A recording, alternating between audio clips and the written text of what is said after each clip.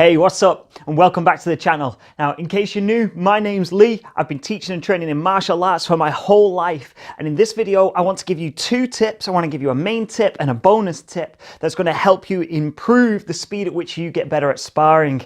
Sparring's a process in all martial arts that everybody has to go through.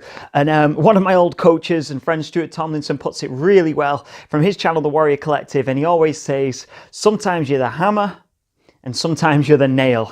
Now, if you've just started sparring, you're probably experiencing what it's like to be the nail. Every time you turn up, somebody more experienced, somebody bigger, faster, stronger, more athletic, whatever, somebody who's got more experience, they're just going to school you. Now, that means in jiu-jitsu, you're getting tapped out, wrestling, you're getting pinned all the time, striking, you're getting knocked about.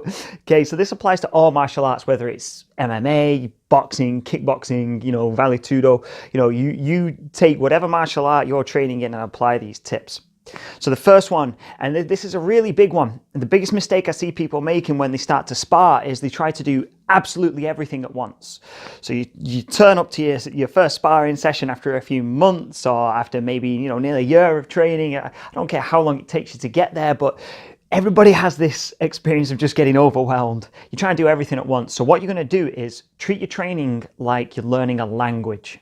Okay, if you're learning to speak a new language, you don't try and learn every single word and every single phrase at once. You start small with the core rules. So you might learn a little bit of the grammar, you might learn a few basics, you might learn how to say hello, please, thank you, things like this. And you practice these words over and over and over and over until they become fluent, right? So you're going to do the same with your techniques. You're not just going to randomly go to another country without knowing anything about the language or culture and drop yourself in the middle of a busy city and go, oh my God, I'm overwhelmed. That's what's happening in sparring. So what you've got to do when you turn up to your next sparring session is isolate some moves. So pick a couple of moves that you can do well on the bags, on the pads, and in the air. Moves that you can do consistently. Don't go too advanced just yet. And try and land just those moves. Okay, so your partner doesn't know about this. So when I approach my sparring session, I might think, okay, I'm working on my jab to the head and I'm working on my right hand to the body. They're the two moves that I want to work. So I'm not going to go, right, they're my two moves. I'm not going to block. I'm not going to dodge. I'm going to be moving. I'm going to be trying to stay alive. I'm going to minimize the damage. But my strategy now is I'm looking to land this jab. I'm not just going to overwhelm myself by going, how do I land one of 10 million moves? What am I going to do? Keep it really simple. And what you'll find is quickly over time, you'll start getting better at that jab to the head. You'll start getting better at that right hand to the body. So now you can put those two moves to the back seat. That's your hello, that's your please, your thank you. Yeah, you've got your basics. Let's start learning how to order a meal.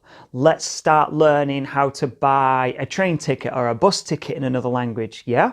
So let's learn how to now block and counter, or block and move and counter in a specific way. So put a couple of things together. Don't start off by trying to do 2, 3, 4, 5 things. It's too complicated. Make it simple. So treat it like learning a language. Make it easy on yourself. Excuse me, like one of my favorite things to do will be turn up to sparring and tell myself, okay, today I want to land only left leg roundhouse kicks. Nobody that I spar with knows this. Okay, so it's like when you turn up to a sparring match, or if it's like self-defense, it's a real fight, your opponent can try and get into your head, but they don't know what your plan is. So what this will do is really give you a feel for picking a strategy and trying to apply the strategy on someone who doesn't know what you're doing. So that's the whole point of sparring, isn't it? To learn how to apply your moves against a resisting or a non-compliant partner. So that's the main tip. I hope that really, really helps. So go away and try that. Pick a move, pick two moves, or pick a particular counter. Pick one thing at a time and just drill until it becomes natural. When it starts to become natural, make it more advanced. Yeah.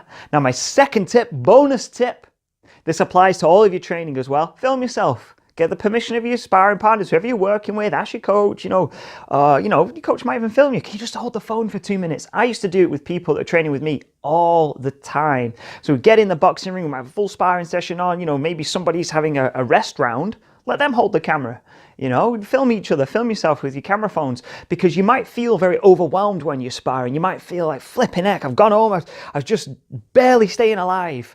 And then you watch it back on camera and you think, well, actually, I was barely staying alive, but I wasn't really getting hit.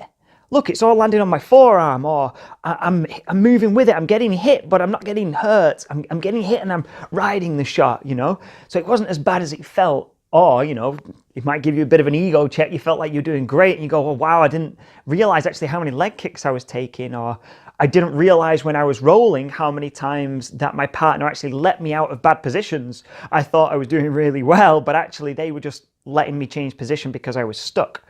So let's work on that. Let's improve it. Does that make sense?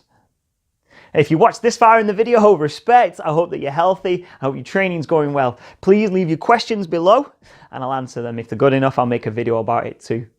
See you in the next one. Peace.